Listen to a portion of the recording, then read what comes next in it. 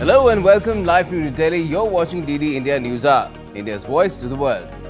I'm Gautam Roy, and coming up in the next hour,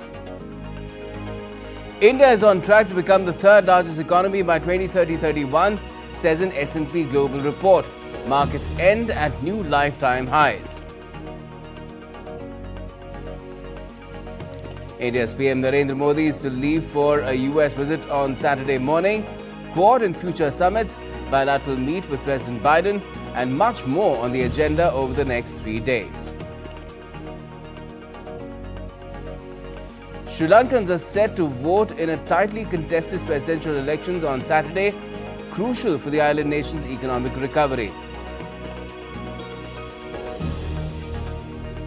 And India lead by 308 runs at the end of day 2 of the Chepauk test after Bumrah and company dismissed Bangladesh cheaply.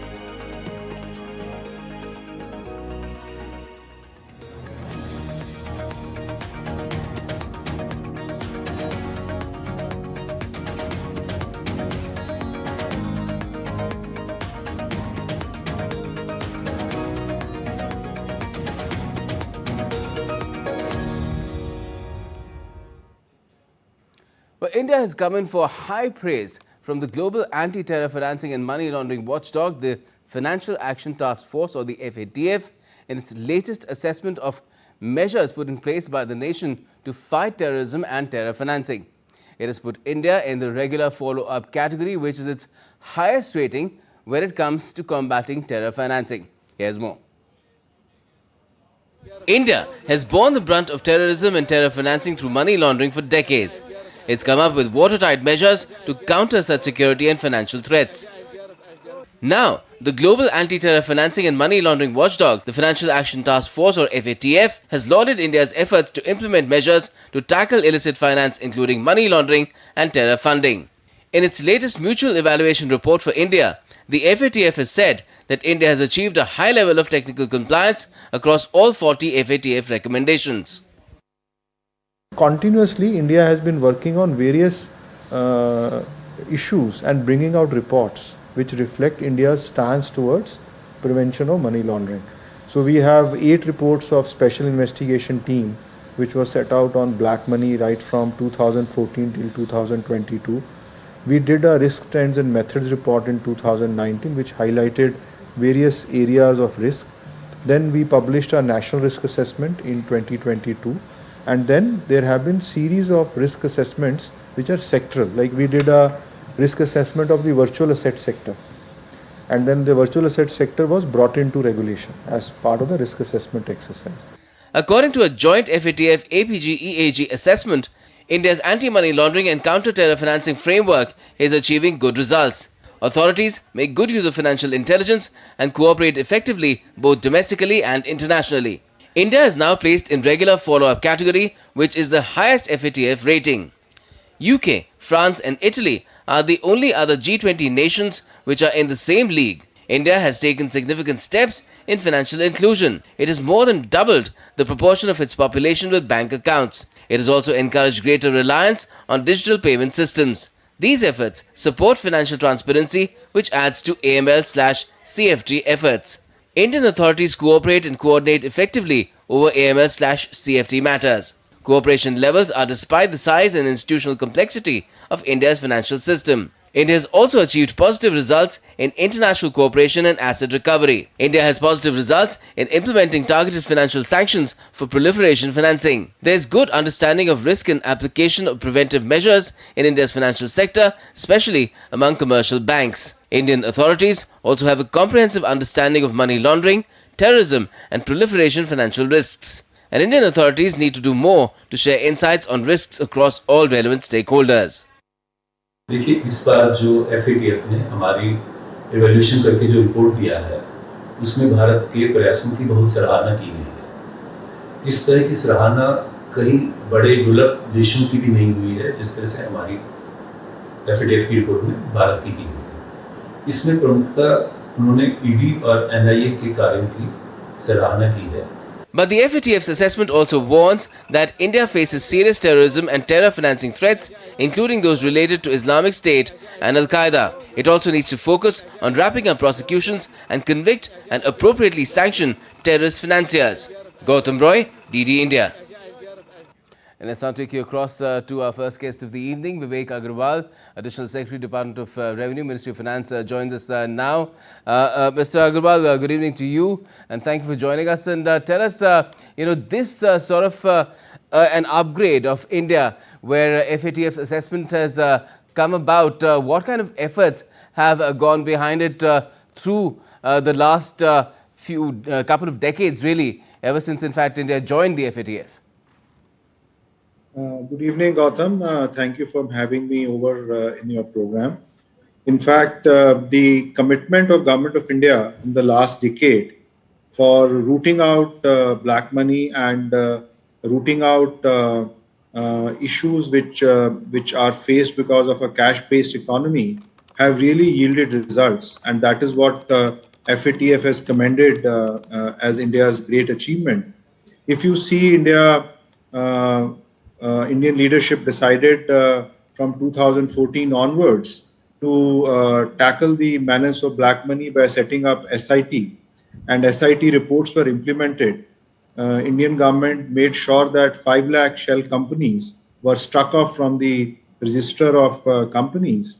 And over a period of time, the steps taken for digitization of Indian economy and digitization of payments have resulted in a huge transparency that has come up in all the financial transactions and their transactions visibility to the authorities. Similarly, implementation of GST, setting up of I4C, setting up a very sophisticated financial intelligence system under FIU. All these steps have resulted in an economy which is a very, very open and transparent economy.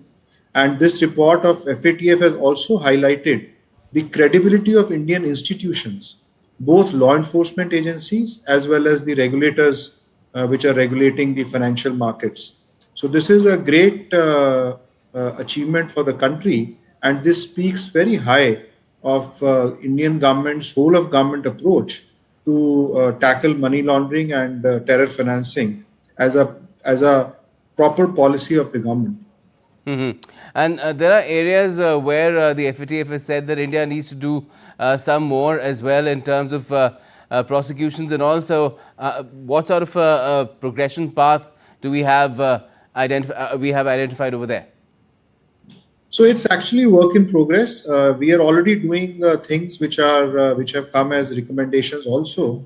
If we see the issue of getting the trials concluded, both for money laundering and terror financing, is being tackled after the Government of India has brought in the Bharatiya Nagrik Suraksha Sanhita, which has come up and which is now implemented since July. So with the implementation of the new code, it is certain that the time taken for trials will come down. India has set up special courts, so we are also pursuing to have more prosecutors in place and to ensure that the capacities of the courts are getting enhanced, and the procedural delays that were there have been now sorted out, and the use of technology both for investigation as well as for presenting evidence before courts is now being made a part of the prosecution process under the new BNSS. So with the changes that are already coming up, we are very sure that we will be actually taking all the measures required to make our system more and more effective. And it is extremely important as India is growing very fast. So sustaining India's growth also needs a very robust financial security system that we have set up, and we are further strengthening as we move ahead. Wonderful.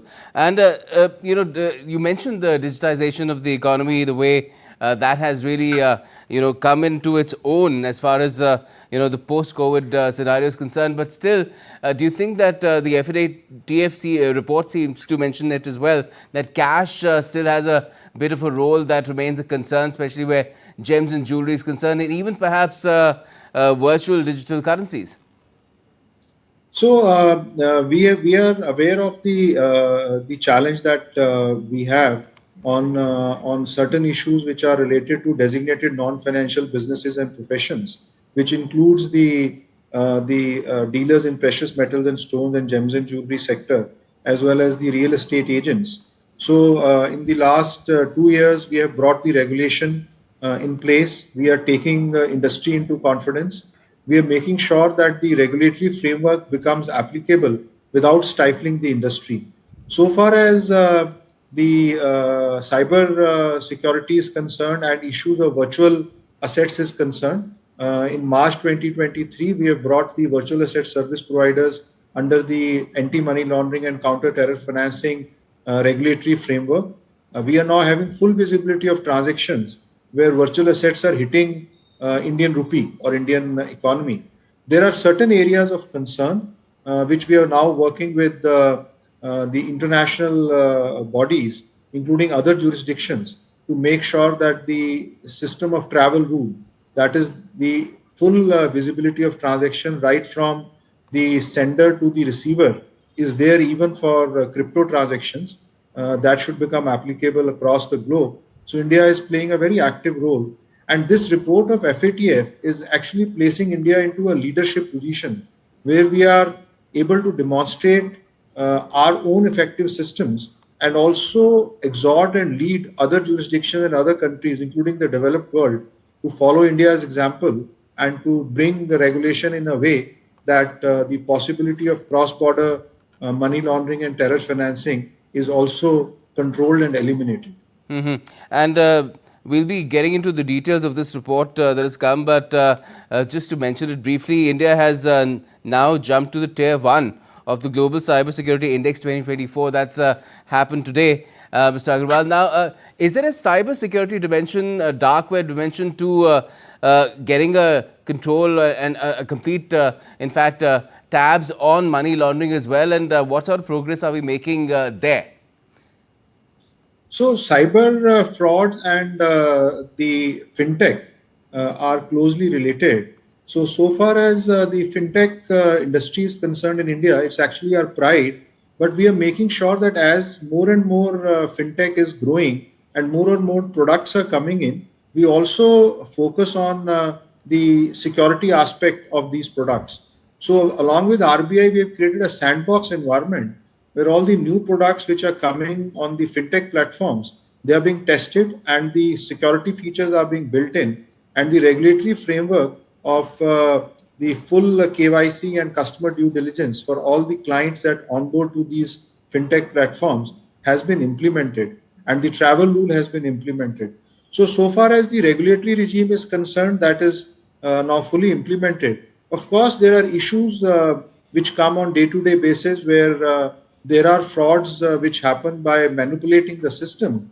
There, Government of India has set up the I4C mechanism where just as soon as the complaint is received, there is a lien placed on the account in which the money is transferred, and FIU and banks then act in tandem to recover that money and restore the money to the victim or restore the proceeds to the victim. So this entire chain of activity, which starts with a proper regulatory framework and security features for fintech products, to having a system where we have quick response for any fraud that happens, has been put in place. And we hope to go ahead without, again, as I said, without stifling the progress of the industry and without leaving a leadership role in fintech, but ensuring that more and more safety features are built in as part of the growth process itself. Sounds great. Thank you so much for joining us and talking about it this evening. Vivek Agarwal, Additional Secretary, Department of Review, Ministry of Finance of the Government of India. Thanks. Thank you. Thank you. Thank you so much. As I mentioned very briefly, India has now jumped to tier 1 of the Global Cybersecurity Index 2024 released by the International Telecommunication Union when it comes to role modeling as part of the country's cybersecurity commitments and resulting impacts. With a remarkable score of 98.49 out of 100, India has joined the ranks of role modeling countries. The Department of Telecommunications played a pivotal role as a nodal agency representing India at the Global Cybersecurity Index 2024. The GCI 2024 assessed national efforts based on 5 pillars, that's legal, technical, organizational, capacity development and cooperation. Now, India's strong performance in cybersecurity is driven by a series of initiatives and measures undertaken by the Government of India to enhance cyber resilience and establish robust frameworks for cybercrime laws and cybersecurity standards. And still to come on DD India News Hour. A special report from New York on how anticipation is building up among the youth for the upcoming Summit of the Future event.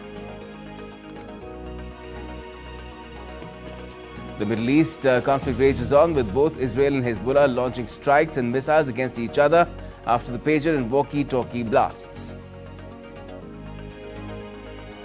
And EU chief announces a $39 billion loan for Ukraine during her latest Kyiv visit.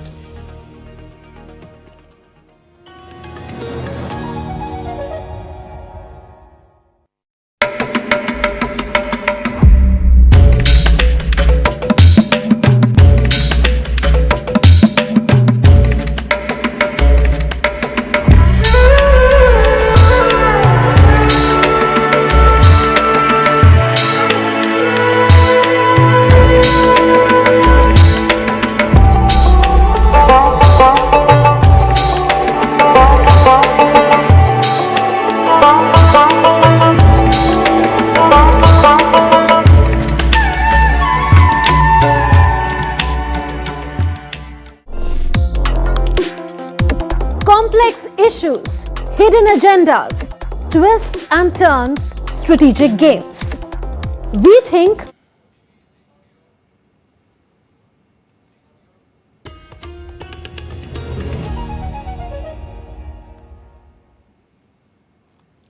Welcome back. You're watching DD India News Hour. I am Gautam Roy. Now, India's Prime Minister Narendra Modi was in the western state of Maharashtra, where he launched initiatives for the traditional artisans and craftspersons, extending the benefits of PM Vishwakarma scheme. The Prime Minister distributed certificates and loans to beneficiaries. Take a look. With a commitment to building a brighter future through skill development, the Indian government continues to empower the lives of traditional artisans. Taking this vision forward, Prime Minister Narendra Modi visited Maharashtra, where he launched the Acharya Chanakya Kaushalya Vikas scheme. This initiative is set to provide essential training to youth aged 15 to 45.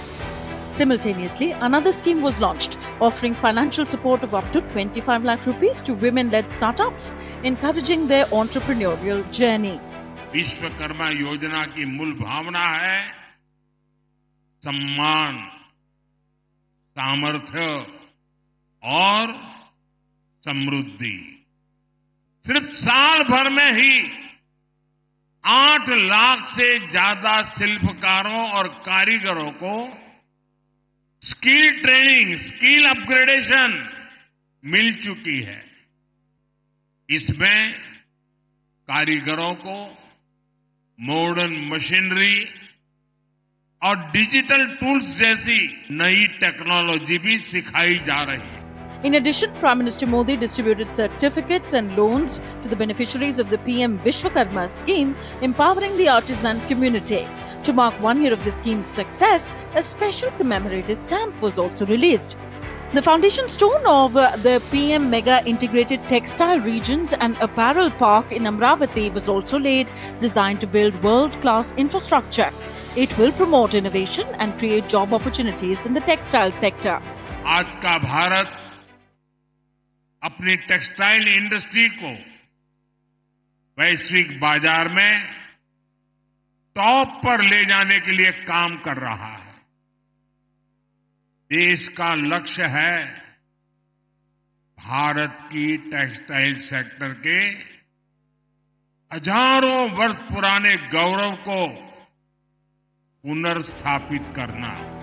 Earlier, the Prime Minister visited an exhibition showcasing the exquisite craftsmanship of Vishwakarma artisans. In a remarkable gesture, Prime Minister Modi purchased an artifact of Lord Jagannath from one of the artisans, making the payment through India's revolutionary digital platform, the UPI. This vision of supporting artisans was first set into motion by Prime Minister Narendra Modi last year. For the first time, a scheme was introduced specifically to upskill traditional craftsmen. Basic training of 5 to 7 days, followed by advanced sessions of 15 days, ensure that artisans are equipped with both foundational and cutting-edge skills. With over 18 trades being represented, the scheme fosters a vibrant mosaic of craft and culture from across India, empowering artisans to thrive in the modern economy. Tripti Tripaঠি's report, DD India. And now Prime Minister Modi will be on a 3-day visit to the United States of America starting Saturday.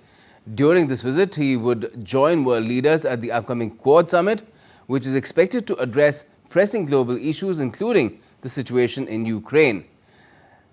Prime Minister Modi will also participate in the UN Summit for the Future at the UN headquarters in New York. He would also address a gathering of the Indian diaspora in New York again. DD India's Amritpal Singh and Shubhendu Ghosh are reporting from New York. Prime Minister Narendra Modi is all set to embark on a crucial 3-day visit to the United States beginning Saturday. The visit kicks off with the highly anticipated Quad Summit in Delaware, followed by a series of important engagements in the New York City, including addressing the Summit for the Future, meetings with global CEOs, diaspora events, and bilateral discussions with world leaders. The Prime Minister will be visiting the US from the 21st to the 23rd of September. This visit combines many aspects. It has a very important bilateral aspect to it, a very important plurilateral aspect to it, and an equally important multilateral aspect to it. There will be interaction with a variety of foreign partners at the level of the Prime Minister. There will be interaction with the large Indian diaspora in the US, and there will be engagement with a host of business and industry leaders, amongst others. The visit begins with the Quad Summit, a critical platform for cooperation between 4 member countries, India, the United States, Japan, and Australia. The summit will focus on regional security, Indo-Pacific strategy, and evolving dynamics of global diplomacy. The summit will explore avenues for enhanced collaboration in areas like technology, infrastructure, and climate change. On the sidelines of the summit, Prime Minister Modi will also hold bilateral meetings with Australian and Japanese Prime Minister and the US President Joe Biden. There will be an opportunity for both sides to exchange a few agreements. Two that I would highlight are the Indo-Pacific Economic Framework related agreements and an India-US drug framework related MOU.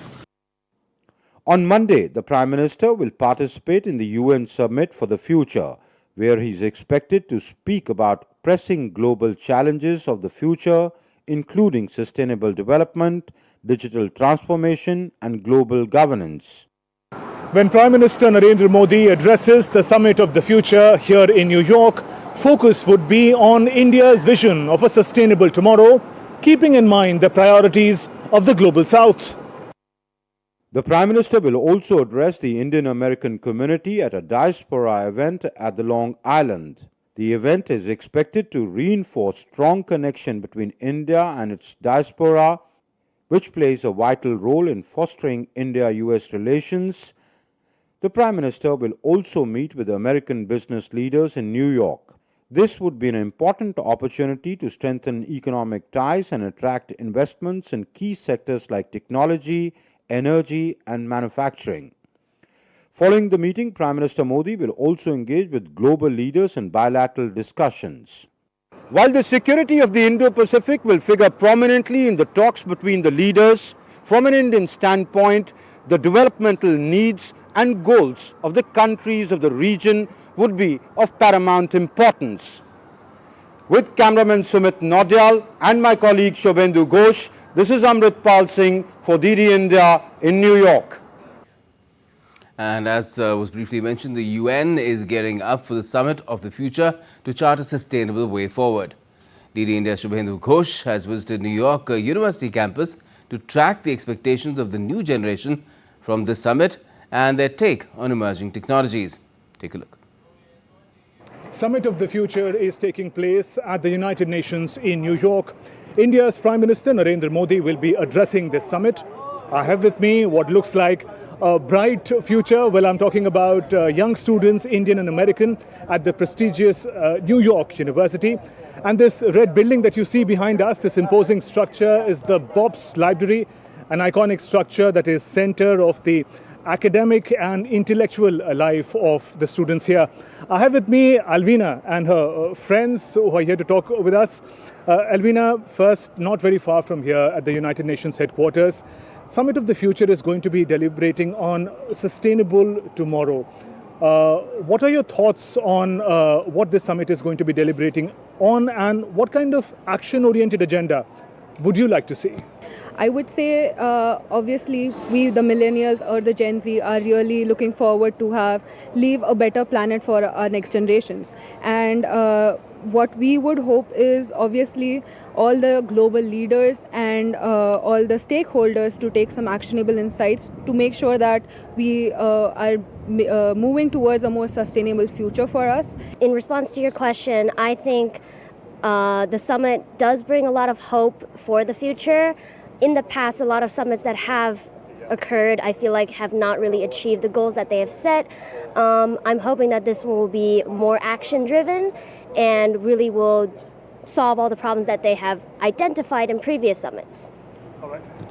Hi, I think the summit is mainly focusing on tackling the environmental issues, which is actually the need of the hour, because India has been progressing in every other domain, especially under the current government. All right. Another aspect of the Summit of the Future is the manner in which new emerging technologies are going to be looked at, are going to be adapted by different nations. AI is something that has been making a lot of buzz around the world. As you talked about AI, so AI is one of the fastest growing technologies right now. And with the growth of AI, the growth of semiconductor industries has been massive. And with the recent success of the Semicon meeting in India, where everyone around the world came to India to promote the semiconductor industry and lead to the growth of AI, I'm pretty hopeful about it. As an AI architect myself, I've seen that AI plays a really big role in a lot of industries, healthcare, any type of engineering, healthcare, AI plays a big role. So, as the name suggests, Summit of the Future, and it gives us a glimpse of the future. I strongly feel that technological advancement is a value that is shared by both India and the United States. And Prime Minister in his speeches also mentions about sustainable development, technological advancement, and talks about Viksit Bharat. All right, these were young, bright students, Indian and American, at the New York University, talking about the Summit of the Future and the potential of India-United States ties. With camera person Sumit Nodiyal, Shubhendu Ghosh for DD India in New York. Let me just reiterate that the Summit of the Future will be held on the 22nd and the 23rd of September before the UN General Assembly in New York. India's Prime Minister Modi will be addressing the summit on the 23rd. The event aims to discuss multilateral solutions for global challenges and will produce a pact for the future as well. DD India's Amritpal Singh reports from the UN headquarters in New York. United Nations, the apex global body which has often been criticized for failing humanity to address its current problems. The UN is now staging a summit of the future, which has an ambitious agenda to find solutions to the emerging problems, the solutions to problems which may affect humanity in the near future, to evolve a global consensus, a pact for future which solves humanity's problems. Prime Minister Narendra Modi will be addressing world leaders on Monday at the Summit of the Future, making a strong case for keeping international commitments on sustainable development, financing for the developing countries, and transforming the global governance architecture to make it more effective and equitable. But the big question is, will world leaders be able to keep their differences aside and find solutions to the problems of the world? But despite the cynicism, it is a welcome step by the UN because as the Mahatma once said, the future depends on what you do today. With cameraman Sumit Nodial, this is Amrit Pal Singh for DD India at the UN headquarters in New York. Now, the Israeli military has confirmed that it has killed a top Hezbollah commander, Ibrahim Akil, on Friday in a strike on Beirut's southern suburbs. He was killed alongside members of Hezbollah's elite Radban unit as they were holding a meeting. The attack had hit near key Hezbollah facilities. Now, this marks the second time in less than 2 months that Israel has targeted a top Hezbollah military commander in Beirut. In July, an Israeli airstrike killed Fouad Shukr, the group's top military commander.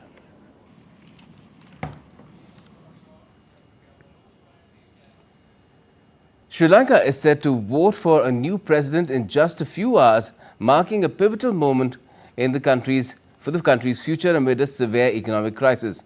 With 38 candidates vying for the support of 17 million voters through a preferential voting system, this election will determine crucial reforms as well. Here's more. The people of Sri Lanka are set to vote for a new president on Saturday in an election that will be crucial for determining future reforms in a country grappling with an unprecedented economic crisis.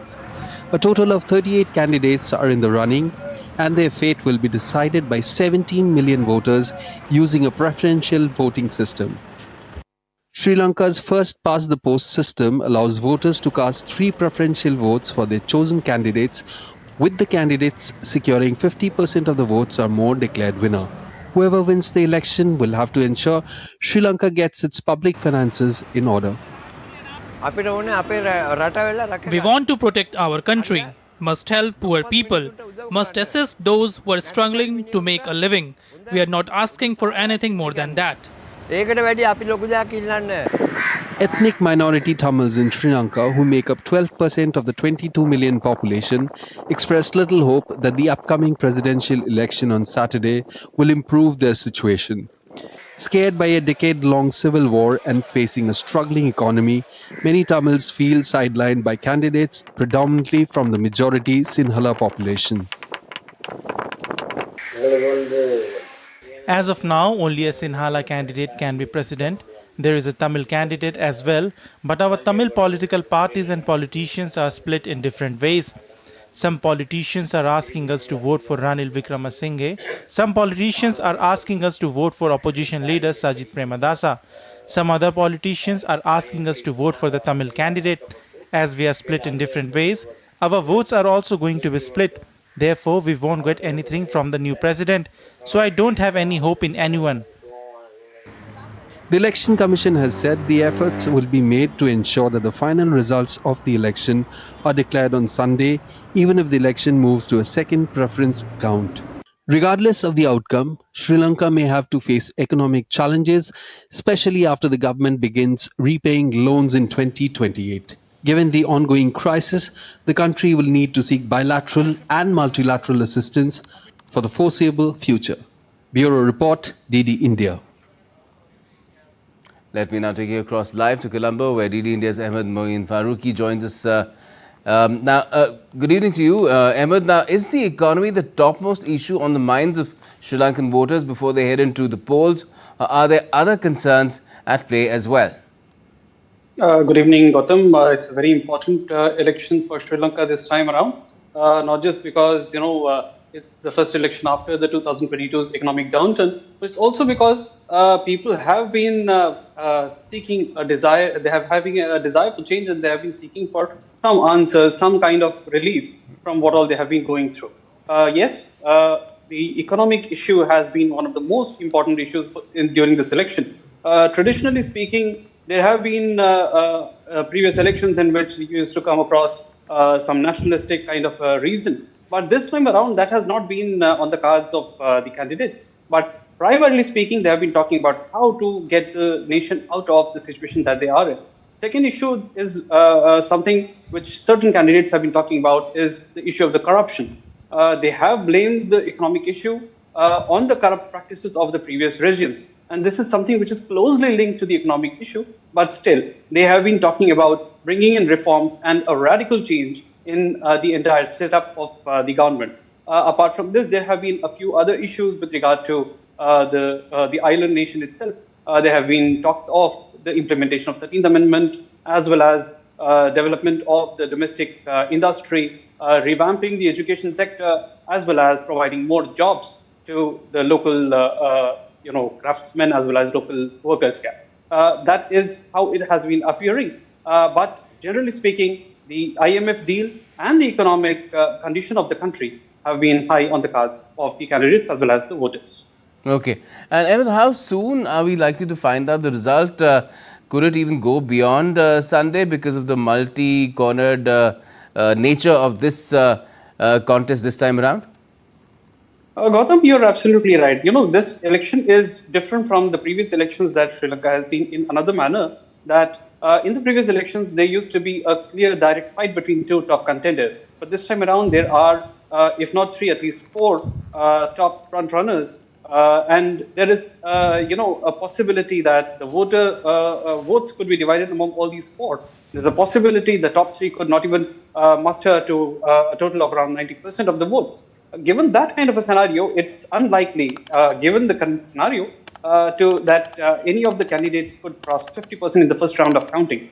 If that happens, the counting will go into the second round as well, in which the top two will only remain, and the votes marked for the other candidates, they will be considered at the second and third preference. And that could take some amount of time as well, Gautam. But as Election Commission has said, that all steps have been made sure to ensure that the election result should be out by late evening on Sunday. There is, however, a possibility that it could spill over to Monday, but the Election Commission is quite confident that they will bring the election result out on Sunday evening itself. All right. Let's hope that things go smoothly and we get to know the outcome as well soon enough to know in which direction is Sri Lanka headed for the next few years. Thanks a lot for joining us, Dr. Faruqi. Thank you. Now, the European Union's chief, Ursula von der Leyen, arrived in Kyiv on Friday to offer support ahead of winters as both Russia and Ukraine continue with bombings and attacks on energy infrastructure on either side. The European Union's chief met Ukrainian President Volodymyr Zelensky to discuss Europe's support, winter preparedness and defense. During her visit, Ursula von der Leyen announced that the EU will grant a loan of $39 billion to Ukraine as part of the G7 pledge. The Commission has adopted proposals that will enable the European Union to lend 35 billion euros from the G7 pledge. This is a huge step forward. We are now confident that we can deliver this loan to Ukraine very quickly, a loan that is backed by the windfall profits from immobilized Russian assets. And Ukraine's President Volodymyr Zelensky also held discussion with the European Commission President Ursula von der Leyen and said that Ukraine's victory plan in the war against Russia depends on quick decisions by allies this year. All the details I will discuss first of all with the President of the United States. Most of the decisions from the plan depend specifically on him, on other allies too, but there are certain points which depend on the goodwill and support of the United States. I hope he supports his plan. The entire plan is predicted upon quick decisions from our partners. The plan is predicted upon decisions which should take place from October to December and not delaying this process. We really want to see this. We want then consider then the plan has worked. As for the other side of the Russia-Ukraine conflict, spokesperson for the Russian Foreign Ministry on Friday said that to settle the conflict, the West should stop supplying weapons to Ukraine. As soon as they stop supplying arms to the Kyiv regime and sponsoring the terrorist activities of Bankova, then it can be perceived as a signal for political and diplomatic settlement. Now, at a time when the global economy is on shaky ground, India is on track to become the third largest economy. The credit rating agency S&P Global in its recent report has said that driven by a robust projected annual growth rate of 6.7%, India is poised to become the third largest economy in the world by 2030-31. Other global bodies are also giving a thumbs up to India's strong growth trajectory. Here's a detailed report. In the post-pandemic world, India has emerged as the fastest-growing large economy. This has caught global attention. The S&P report highlighted that reforms are key to sustaining this momentum. India is set to become the third largest economy, driven by a projected annual growth rate of 6.7% this fiscal. This would make India the third largest economy in the world, raising its share in global GDP from 3.6 to 4.5% and lifting its per capita income to the upper middle income group.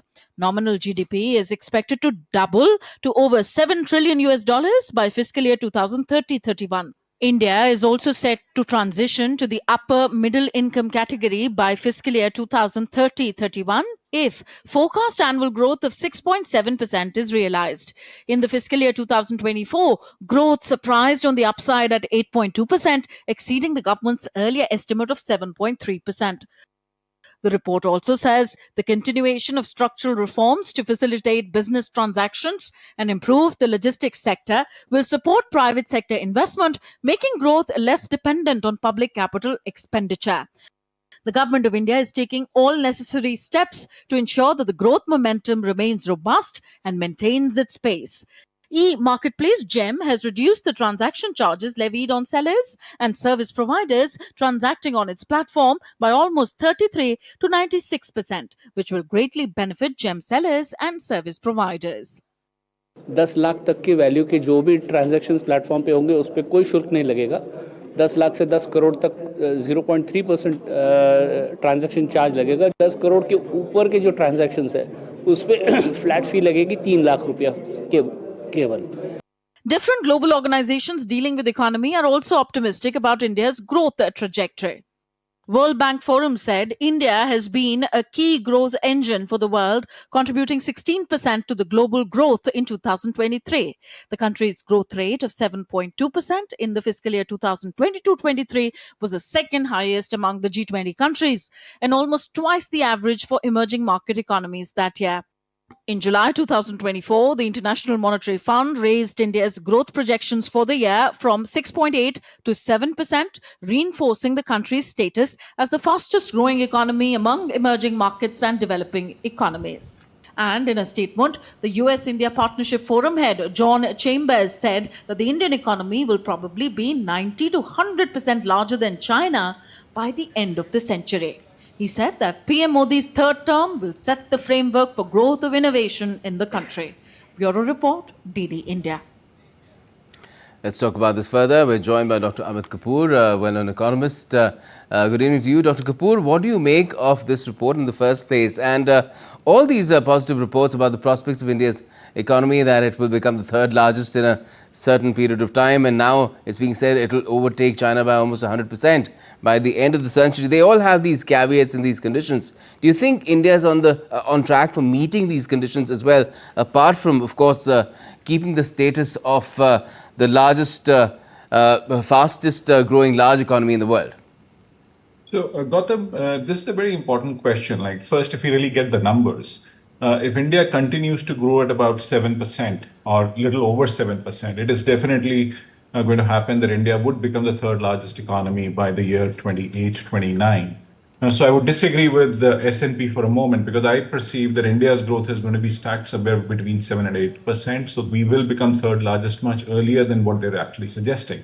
Having said that, it is only when we become the third largest economy, we will also be touching the middle income group of countries. And that is where the biggest danger for economies lies, because that is when you can get stuck into a middle income trap. And government is very well aware of that. And what they are really trying to do at this point in time is that they are really focusing on infrastructure. If you really look at it, the kind of investment that India is doing on infrastructure is absolutely tremendous, especially the road network, how the aviation network has actually got built over a period of time. So they are focusing on 3 or 4 set of things. It is all about free movement or easy movement of land, that is resources, labor, which already does happen. Capital has become a lot easier over the last 20-year period.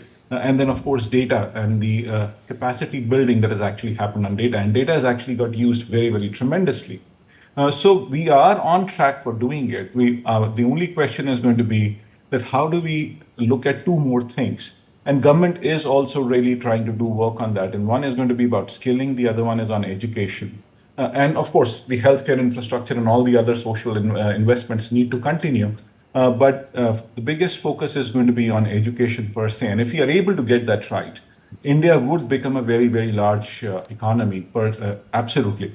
The other thing that we need to be noticing is that India does become a large economy, but we need to be aware that we will also have to find a way to really create wealth for the larger set of population. So, because India will still remain as a third largest economy and close to about 4 to 5% of the world GDP, we would still be a country which is going to have a lower per capita GDP. Because if you really look at the larger economies per se, if you really talk about, they are into multiples of thousands, so $30,000 to $40,000, we are still going to be much smaller. So we will have to find a way to really make sure that the growth really gets to the larger set of people. It already is happening, but that trickle-down effect takes time. So we will also have to be a little patient in terms of how do we really see that happening.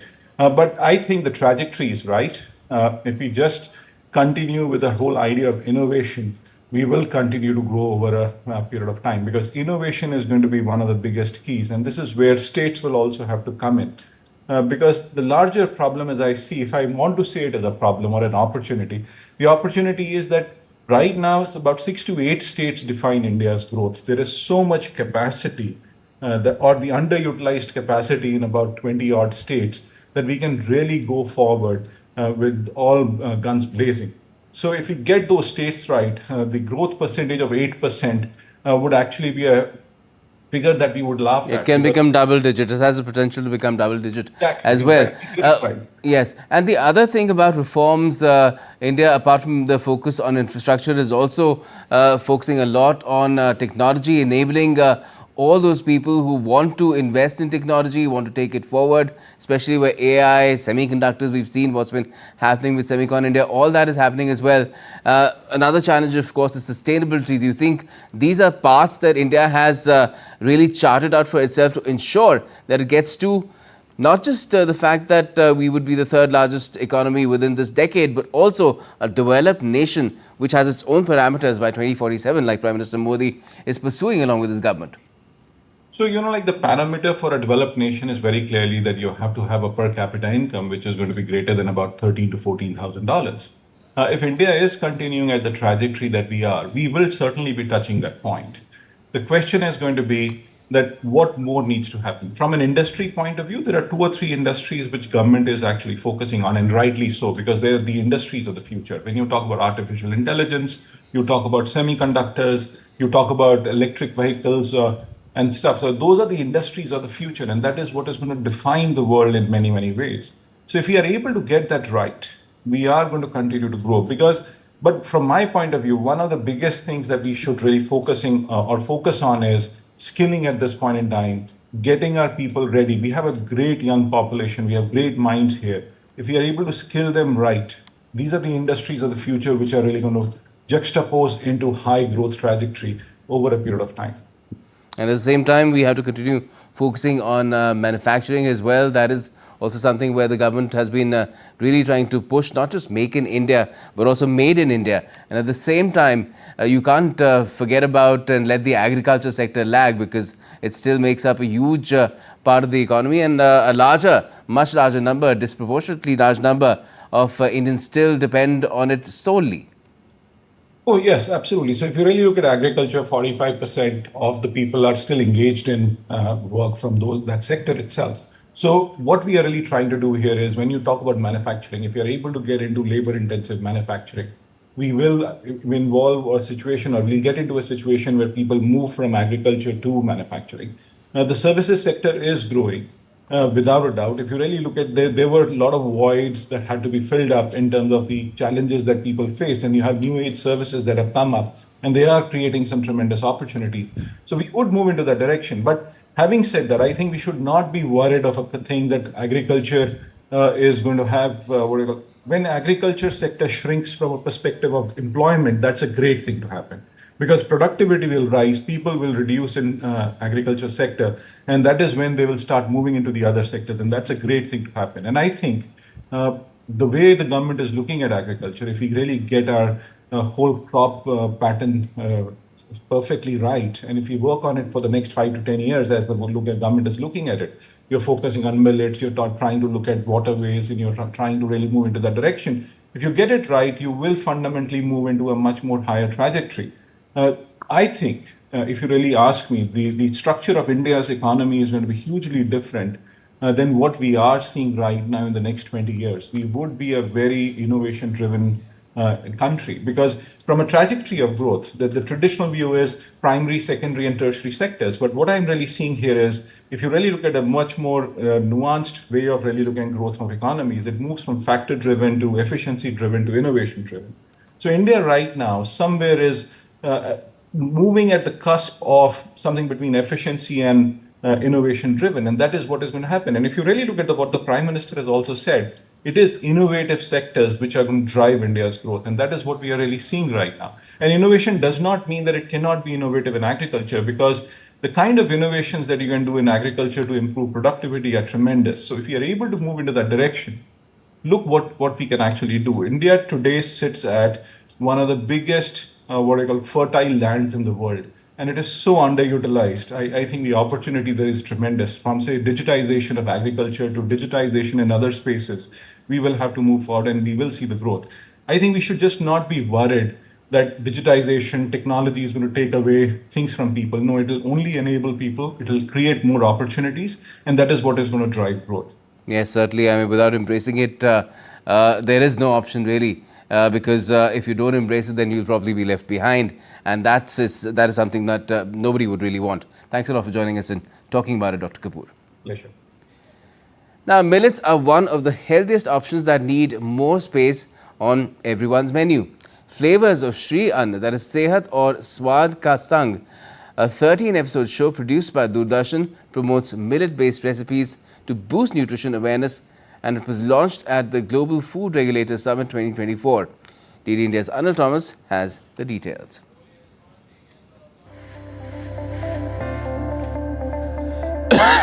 A millets recipe show, Flavors of Shri Anna, Sehat or Swad Ke Sang, was launched as a 13-episode series on Doordarshan aimed at promoting millet-based recipes at the Global Food Regulators Summit 2024. 3 renowned chefs from India will showcase to the world 26 recipes with millets in the 13-week program. We are trying to cover all the states of India. I'm from Rajasthan. So in Rajasthan, usually we use bajra and jowar. So I am keeping that in mind. I'll putting these recipes which include bajra and the jowar.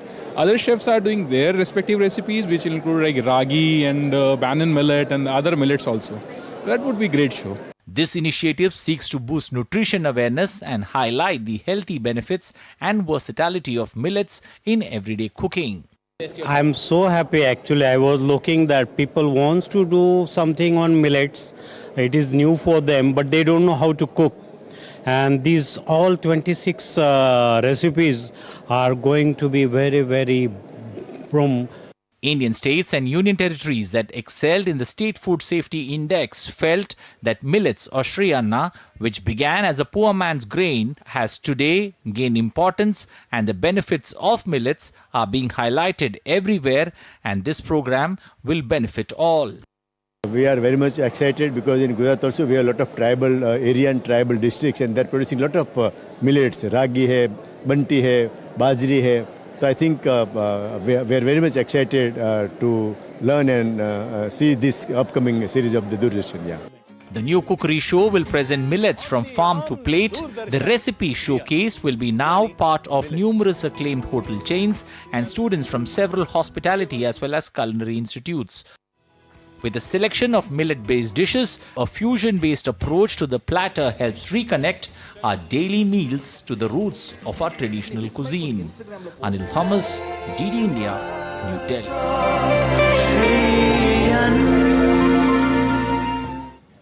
And time now for a sporting update as well. Let's talk about cricket. Well, India dominated day 2 of the ongoing first test match against Bangladesh, strengthening their grip over the Chennai test. India finished at 81 runs for 3 wickets at stumps on day 2 in their second innings, taking a lead of 308 runs. Shubman Gill was unbeaten on 33, while Rishabh Pant was on 12 runs. Earlier in the day, Indian bowlers blew away Bangladesh's top order for a paltry total of 149 runs, with Jasprit Bumrah being the leader of the pack, taking 4 wickets. Akashdeep Singh and Ravindra Jadeja also contributed 2 wickets apiece. Shakib Al Hasan was the highest run scorer for the visitors with 32 runs. On day 1, India managed to put together 376 runs, a total built around excellent knocks by Ashwin, who scored 113 in 133 balls, while Jadeja scored 86 runs in 124 balls. And fast bowler Jasprit Bumrah achieved a major milestone on day 2 of the test. Bumrah has become only the 10th Indian bowler and the 6th pacer from the country to complete 400 wickets across all formats in international cricket. Bangladesh's Hassan Mahmood has become Bumrah's 400th victim at the highest level. Jasprit Bumrah continued his dominant run in home conditions, picking up 3 wickets in the first 2 sessions on Friday. Bumrah struck in his first over, sending back Bangladesh opener Shadman Islam after rattling the left-handers off stump. He then added 2 more to his tally, dismissing Mushfiqur Rahim and Mahmood in the second session. 30-year-old Bumrah joined an elite list of Indian fast bowlers, which includes Kapil Dev, Zahir Khan, Ishant Sharma and Mohammad Shami. Bumrah got the milestone of 400 overall international wickets in his 227th innings in international cricket. And for the evening's final story is that's coming from the world of music. Australian singer Kylie Minogue has announced a world tour starting in her home country in February next year, after which she'll be heading to Asia and the United Kingdom, with other countries set to be announced as well. Earlier this year, Kylie Minogue won her 2nd Grammy for Best Pop Dance Recording, and she was named as this year's Brits Global Icon. Her 16th studio album Tension came out last year, while the 2nd album titled Tension 2 is set to be released on the 18th of October this year. That's all for this edition of DD India News Hour, but let us know your thoughts on the news of the day. For those on the go, you can get all the latest news and updates from India and across the world on DD India's mobile app. It's available on both Android and iOS. You can scan the QR code on the screen and download the app now. And we'll be back with more news as it breaks here on DD India. I'm Gautam Roy from all of us here in Delhi. Thanks for watching DD India News Hour.